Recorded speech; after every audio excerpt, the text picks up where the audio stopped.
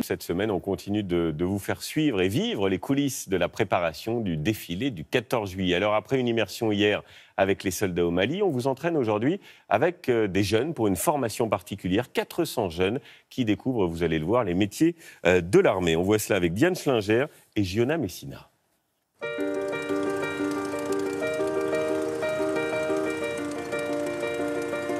Ce sont peut-être les aviateurs de demain et ils sont sur le point de prendre leur envol.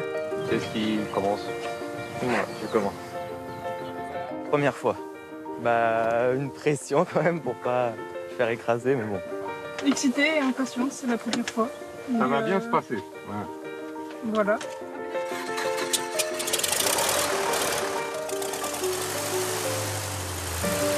L'excitation, l'adrénaline.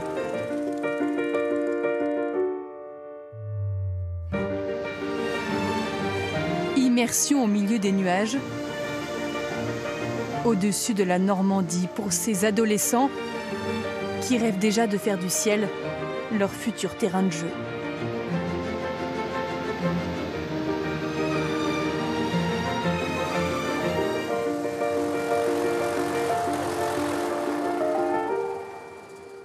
On a découvert des choses incroyables que même moi je pensais jamais avoir vu de ma vie. On voyait même l'orage au loin, même la pluie, et c'était fou comme première fois. Clairement, si je pouvais revoler toute la journée, je le ferais. Et elle s'en donne les moyens. Après 20 minutes de vol, cette lycéenne a déjà pris les commandes. C'est assez impressionnant. Je savais pas comment faire au début, j'ai tiré d'un coup, mais... Ah oui, ça c'est bien.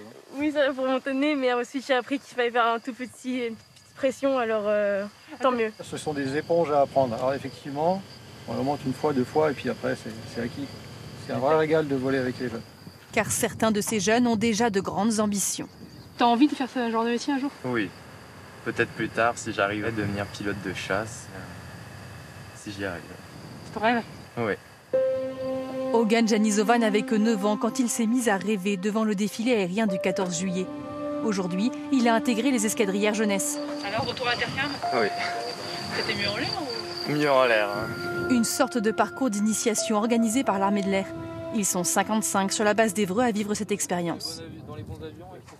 On a fait sortir de la route. J'étais pas recul. Parce qu'en fait j'étais pas assez recul dans le siège, j'ai les longues jambes et mon genou tapait au-dessus. Donc ça coinçait et donc quand je voulais reculer mon pied du palonnier, il reculait pas. Première frayeur, première découverte. Ces élèves de seconde viennent de plusieurs lycées voisins sélectionnés sur dossier. Chaque mercredi, ils suivent des formations théoriques et pratiques. Et à 15-16 ans, ils ont déjà l'allure de leurs aînés. Il leur manque plus que le foulard blanc. Top Gun. Et même, vous avez un peu la démarche. C'est drôle. Oui. Moi j'ai trouvé aussi. Vous êtes entraîné? Non, même pas du tout. Je trouve qu'ils ont la même... Hop, non, démarche naturelle. Tous viennent de passer le brevet d'initiation à l'aéronautique et peuvent aujourd'hui rencontrer ceux qui les inspirent. Les pilotes de ce CASA, un avion de transport militaire. Ça sert à quoi l'écran qui... À l'avant de l'avion, dans le nez, on a une antenne, radar, qui va nous servir à voir s'il y a des masses nuageuses avec des fortes pluies. Et plus c'est rouge, rose, plus ça sera intense et plus ça sera entre guillemets dangereux. Pour intégrer les escadrières jeunesse, pas besoin d'être d'une famille de militaires ou même de vouloir forcément s'engager.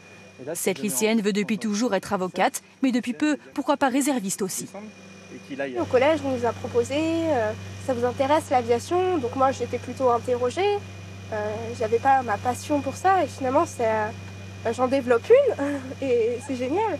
Ça fait pas si peur que ça d'être militaire, tellement c'est un milieu assez accueillant comparé à ce qu'on pourrait croire.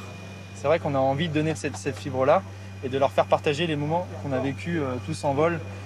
Quand on passe à travers d'un nuage, on fait wow, c'est magnifique, c'est de faire ressentir ce qu'on a vécu nous. On a envie de partager vraiment cette expérience, cette vocation.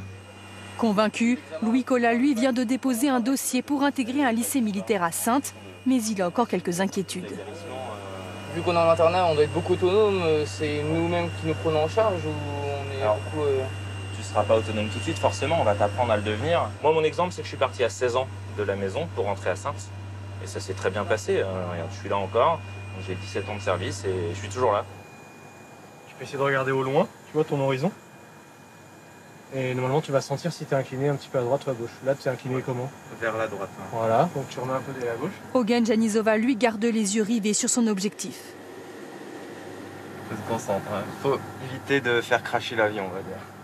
Première séance en simulateur de vol, le début d'une longue série.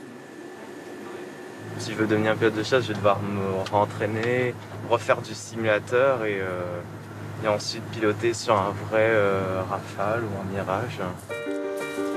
De l'aéronautique, mais aussi une initiation aux traditions militaires, cérémonies et exercices sportifs. Hop, c'est parti. Pour travailler la cohésion. Pas si simple le côté sportif de l'armée. C'est chaud, hein. 400 jeunes font aujourd'hui partie des escadrières jeunesse sur 9 sites en France. L'armée de l'air voudrait étendre l'expérience à toutes ses bases d'ici 2022. Et on retrouve